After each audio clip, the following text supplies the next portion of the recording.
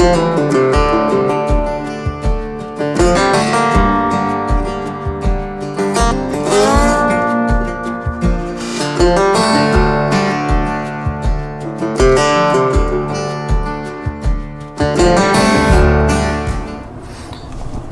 guys, good morning. You probably just saw that awesome time lapse there of the sunrise over Colorado. We're in the process of pulling into the Denver station now. We'll be here for about an hour, so we might get off and explore a little bit. But yeah, sunrise over the Rockies. Alright guys, welcome to Denver Union Station. Of course, following that same theme as Chicago, it's called Union Station because it is the joint of multiple railroads. So we're going to have time to go inside, take a look around, and see what there is.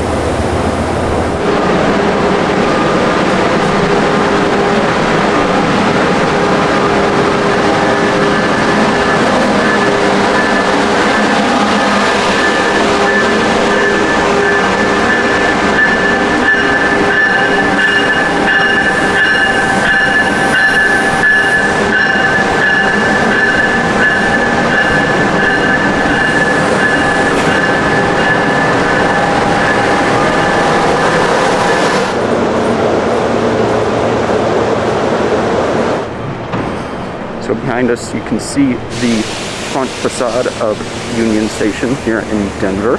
Of course, following similar architecture to our other grand train stations throughout the country. It does look like there's many restaurants here if you're here during the day. We're here about sunrise, so I'm sure most of these are closed.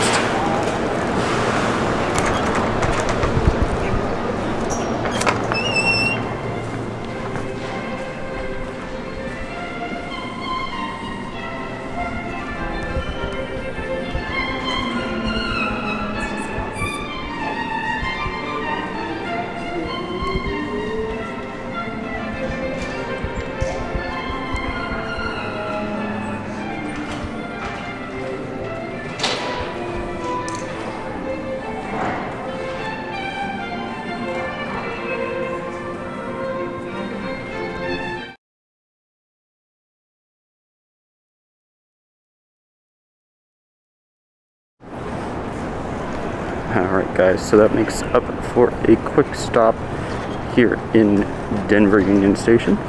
I'm gonna hop back on the train now, see if we can find some breakfast.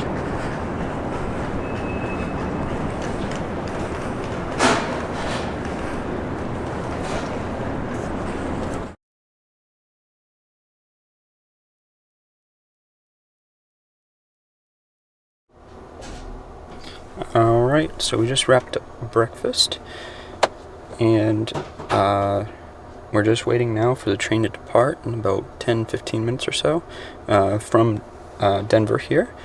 We'll be getting on to the Rockies, getting in some gorgeous mountain passes, and I'm sure there will be snow. We'll be getting up pretty high in elevation.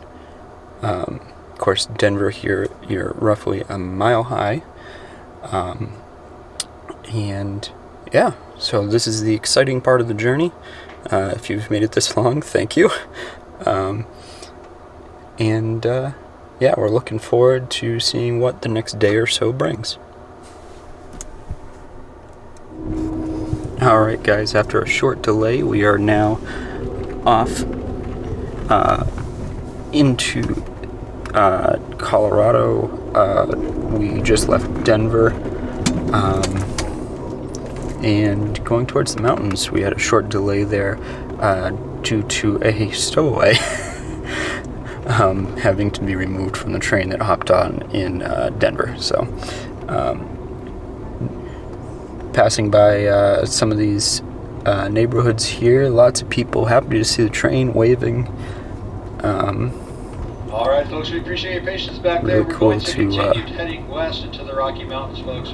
Real soon up here, we're going to slow down. Up at this Big Ten curve, we'll point it out here. It gets really, really windy. Last night they had winds of about 85 to 90 miles an hour. So number 6, Amtrak train, had to stay up there for a little while.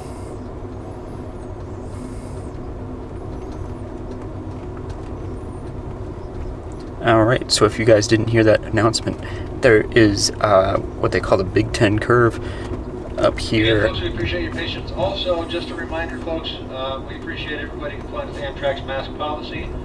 Mask must be on your face, covered your nose and mouth, with the exception of actively eating or drinking at that time, folks. We appreciate it very much. Thank you. Alright guys, so I don't know if you heard that or not, but basically up here is a, they call it the Big Ten curve,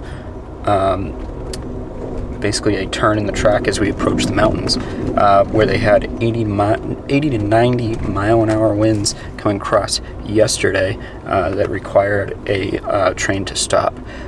So we're going to be approaching it slowly and seeing what the weather holds.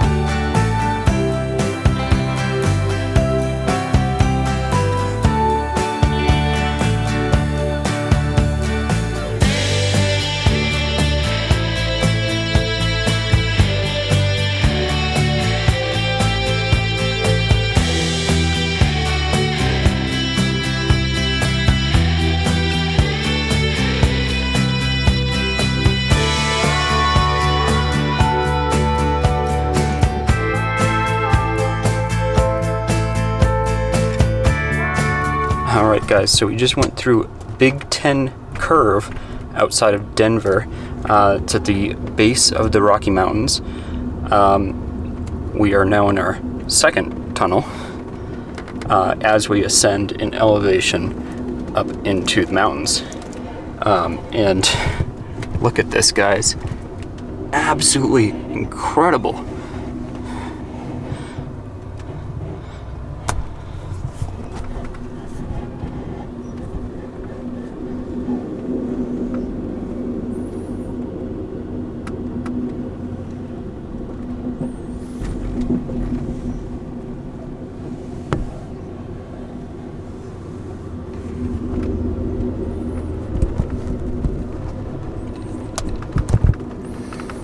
Yep, that's tunnel number 3.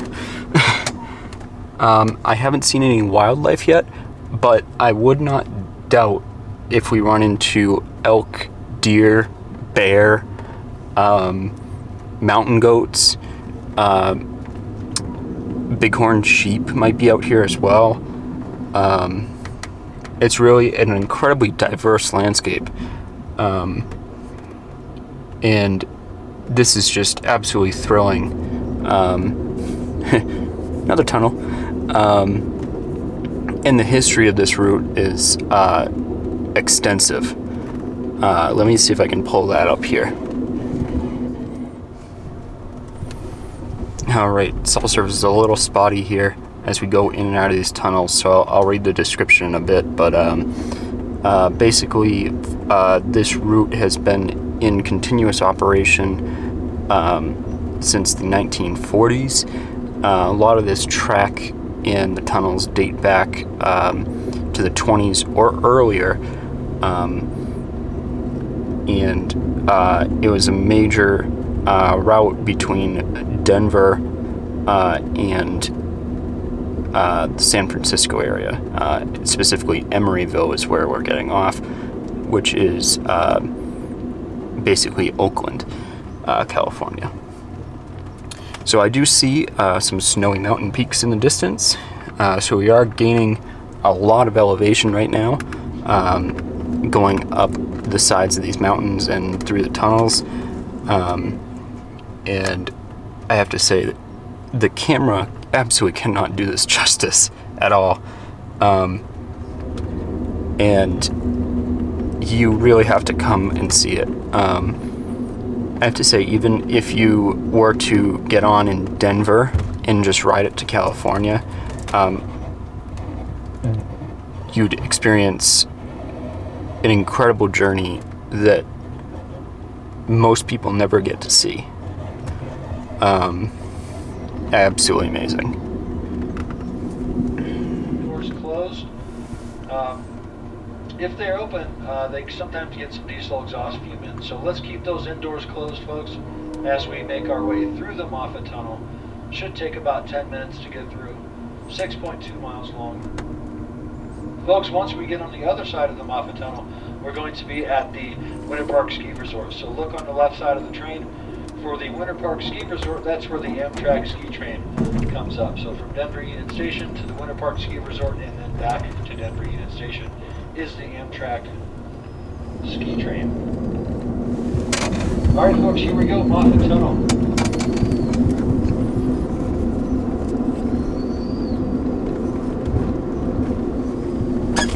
Alright guys, I just had to turn on a light there.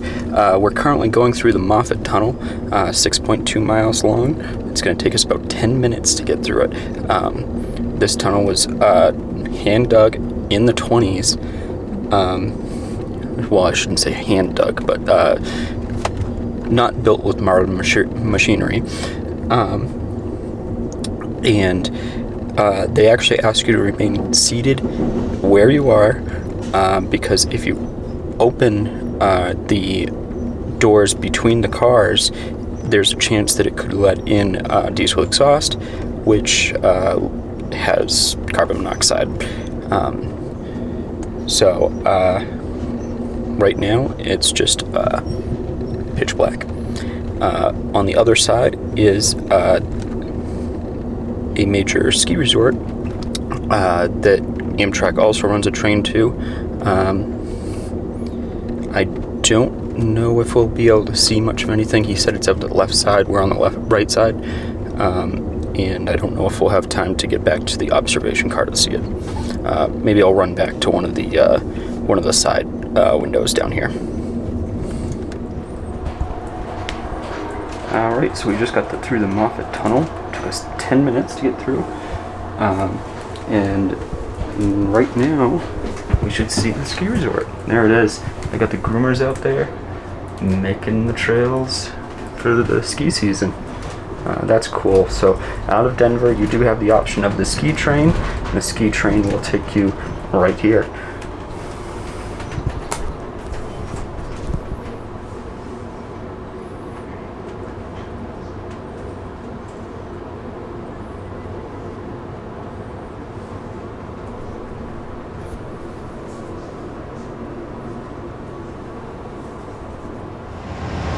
Alright guys, welcome to Fraser, Colorado. Behind me you can see those gorgeous snowscapes. We are at elevation now, so the temperature's starting to go down, but it's nice and sunny right here at the train station, so it is beautiful.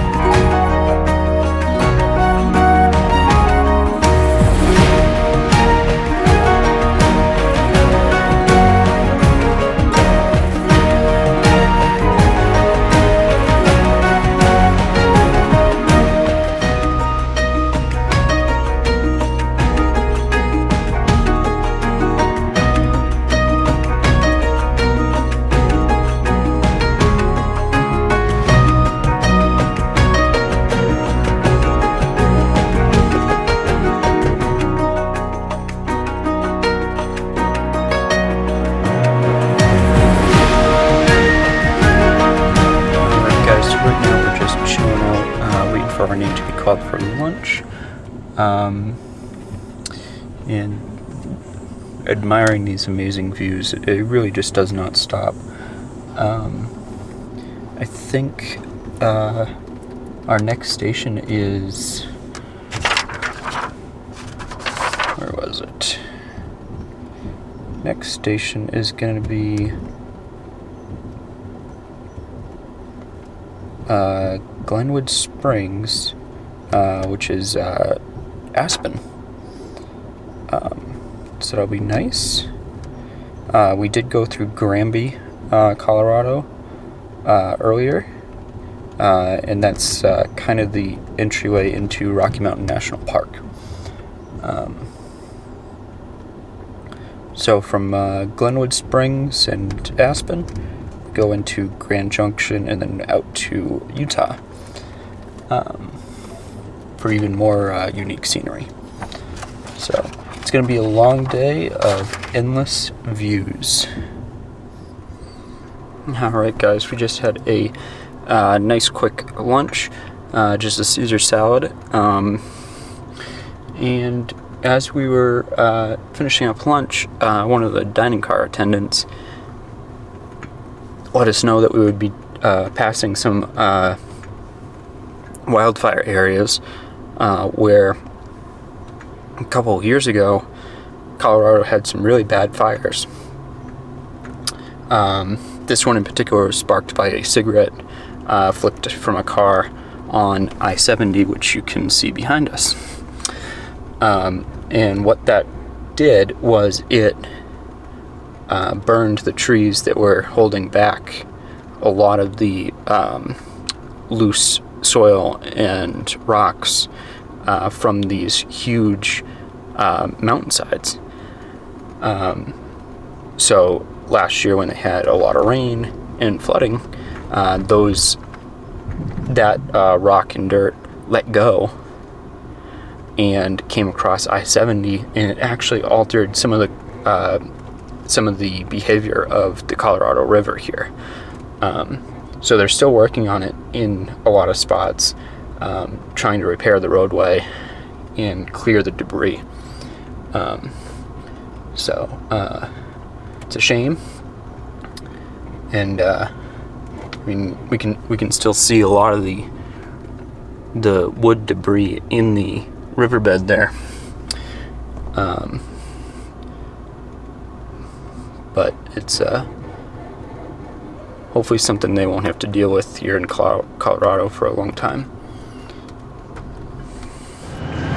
Alright guys, we have a fresh air break here in Glenwood Springs, Colorado. Glenwood Springs would kind of be your gateway down to Aspen if you were to take this to go to Aspen. So, neat little train station here behind us. And the Hotel Colorado is on the other side of the track. So neat little place. It's about 60 degrees right now in November, which is surprising. So I'm sure it'll drop down in temp quite a bit in the next few weeks here. Alright guys, we're here in our last station in Colorado, Grand Junction.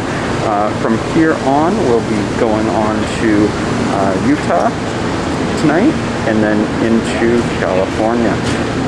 So welcome to Grand Junction. Alright guys, so we're in the McInnes Canyons here in far western Colorado. Gorgeous area. This is actually a national, not a national park, but my phone won't load the actual name, but it is federal land, federal park land, and we just passed the Rocky Mountaineer scenic train on the track. And soon enough, we will be in Utah. So, this is looking very much like Utah already. So, we'll go back to the time lapse and enjoy.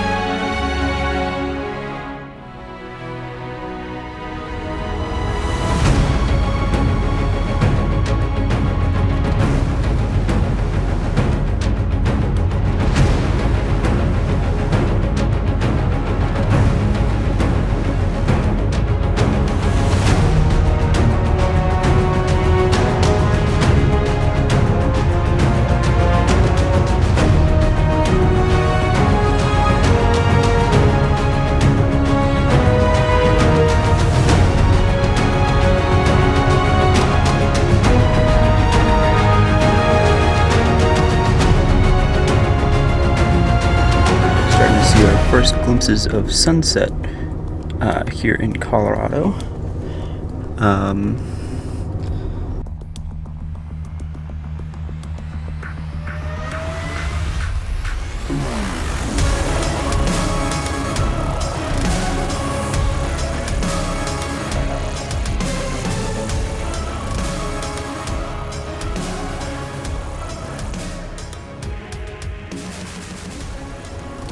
Alright guys, so we saw the sunset there over western Colorado, and we're in Utah now, very pitch dark, and we've got a 7:30 appointment for dinner. We'll see what we get. I did get the crab cakes for the appetizer. Of course, the dinners here on the California Zephyr are 3-course, so you get an appetizer, a main course, and a dessert. Often it is a lot of food for me, but it's very good food too. So we're just kind of hanging out here watching some videos until 7:30, and then we'll head down for dinner. Alright guys, just got back from dinner. We had a crab cake for the appetizer and the salmon for the entree. Both of them had, I think, some sriracha sauce with them. Not a huge fan of that. And I didn't finish either. Just not really feeling it tonight. Very tired. Was up for sunrise going into Denver this morning, so I'm probably gonna get ready for bed, get the bed set up, and call it a night. We'll talk to you tomorrow, and we're gonna be probably in Nevada for sunrise, so we'll see if we can catch that.